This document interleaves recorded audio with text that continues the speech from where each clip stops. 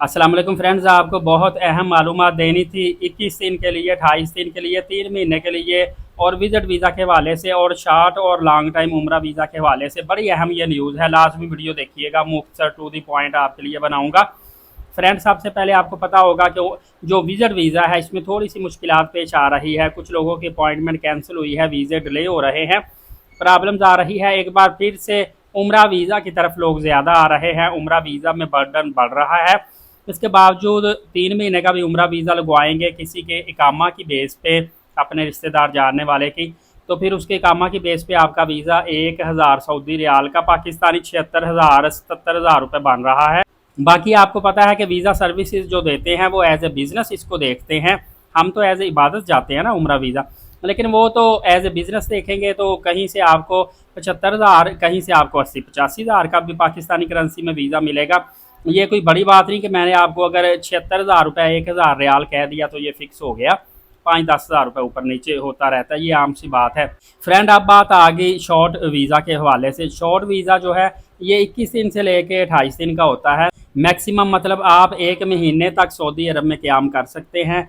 ये वीज़ा इस वक्त 45,000 रुपये का मिल रहा है, प्लस ट्रांसपोर्ट ज़रूरी होती है, लिहाजा 13,000 रुपये की आपको 4 सेक्टर ट्रांसपोर्ट मिलती है, जिसमें आप जैसे ही सऊदी जद्दा एयरपोर्ट पे उतरते हैं वहाँ से मक्का के लिए ट्रांसपोर्ट, फिर मदीना के लिए, फिर वापसी मक्का और फिर जद्दा के लिए। और अगर आप मदीना पाक में आएंगे तो मदीना से फिर मदीना एयरपोर्ट से मदीना शहर तक के लिए, फिर आगे आपने मक्का आना होता है।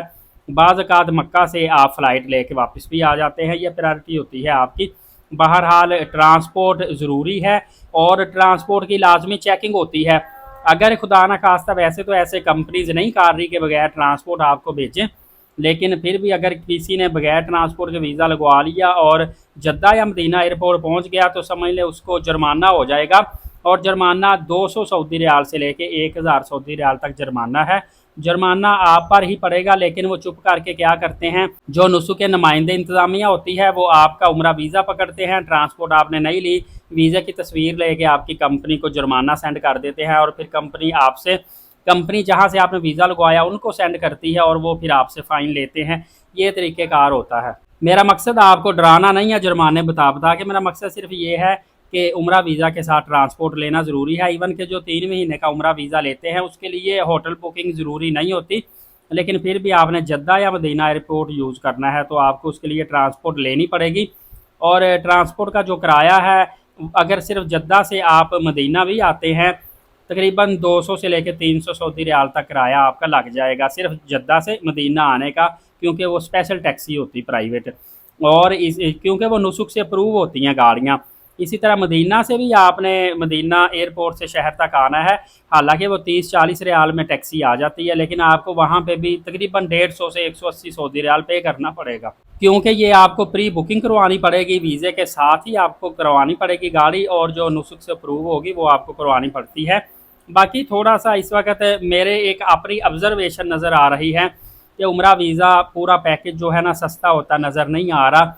सिचुएशन बार बार ख़राब होती जा रही है। इस मरतबा फिर ईरान की और अमेरिका की जंग रुक गई थी, सूरत हाल बेहतर हो गई थी। आपना हुरमत से जहाज़ ज़्यादा पेट्रोल वाले गुजरना शुरू हो गए थे, तो फ्यूल पर बैरल जो है रेट इसका काफ़ी ज़्यादा डाउन हो गया था। जेट फ्यूल A1 जो जहाज़ों में इस्तेमाल होता है वो 238 रुपये 40 रुपये तक आ गया था, लेकिन मेरे ख्याल से अब फिर सूरत हाल, और इसके बावजूद भी आपको पता है एयरलाइनों ने किराए कम नहीं थे किए। सऊदी एयरलाइन का किराया स्टिल 1,88,000 रुपये 2 लाख रुपए तक आने जाने का चल रहा था। बाकी एयरलाइनों का 1,60,000 तक था, कराची से भी 1,45,000 चल रहा था। कनेक्टिंग फ़्लाइटों का काफ़ी एक्सपेंसिव था। अभी तक फ़्लाइटों ने किराए नहीं गिराए थे, लेकिन ये रेट्स अपने गिराने वाले थे, कम करने वाले थे। अभी आपको पता है करीब आगे प्रमोशन भी आने वाली सऊदी एयरलाइन की, लेकिन अभी सूरत हाल जूं की तूं फिर दोबारा से ख़राब हो गई है, जिस वजह से मैं आपको एक सजेशन दूंगा। अगर आपके पास बजट कम है, 2 लाख 2.25 लाख बजट है, फिर भी कोशिश करके कहीं से 20-30 हज़ार रुपये पकड़ें, जैसे मर्जी करें, उम्रा की अदायगी कर लें। प्रमोशनों का आप इंतज़ार मत करें। उम्रा सस्ता इस वक्त मुझे बहुत ज़्यादा होता नज़र नहीं आ रहा, और अगर सस्ता हो भी गया 25-30 हज़ार रुपये आपने बचा के क्या करना है, 25-30 अल्लाह की राह में खर्च करना है, इससे ज़्यादा भी हो जाए कोई मसला नहीं है। उम्रा पैकेज अगर आपको बताऊं, इस वक्त कराची से स्टिल तकरीबन 2.25 लाख का 21 दिन का डायरेक्ट एयरलाइन के साथ पैकेज चल रहा है, और पाकिस्तान के दूसरे शहरों से अगर देखा जाए मुल्तान से, फैसलाबाद से, सियालकोट से, लाहौर से, इस्लामाबाद से, पेशावर से, कहीं और से आप मतलब फ़्लाई करते हैं, तो फिर आपको जो शटल होटलों के साथ पैकेज पड़ेगा वो तकरीबन 2,65,000 रुपये का पैकेज पड़ रहा है 21 दिन का डायरेक्ट एयरलाइन के साथ। यहाँ पे एक और लम्हा फ़िक्री आपको बताता चलूँ, ये आजकल शटल होटल जो लेते हैं वो लोग बेचारे खार हो रहे हैं। वो कहते हैं जी शटल होटल की जो बसें हैं ना वो हमें नमाज के टाइम पे मिलती नहीं है, बाज़ का शार्ट हो जाती हैं, बाज़ का हमें टैक्सी करवा के जाना पड़ता है।